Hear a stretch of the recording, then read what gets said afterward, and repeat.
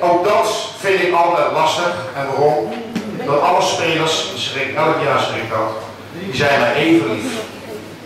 En als je naar het afgelopen seizoen kijkt, met zijn ups en downs, met toch wel de degradatie, de grondslag, zowel van 1 als van 2, dan vinden we het toch knap dat spelers zich in hebben gezet om ons blauw-wit te vertegenwoordigen.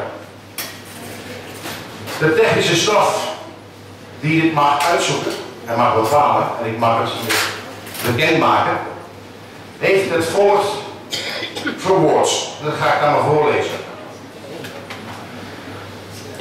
Speler aangewezen door de technische staf omdat hij zo gemotiveerd is dat hij zich altijd positief heeft opgesteld ten aanzien van zijn eigen team en het eerste elftal, ondanks de vele verliespartijen.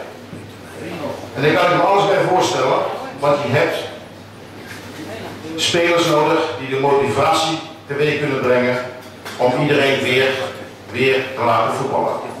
Ondanks de verliezen die er geleden zijn. Sportman van het jaar 2013, Dennis van der Kuijs.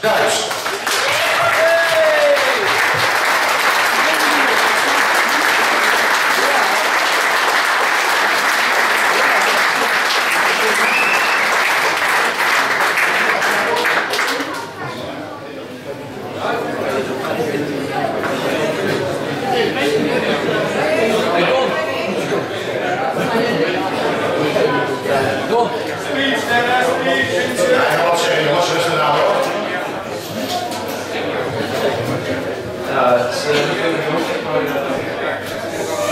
leuk seizoen. En ja, 4 en 12. Ja.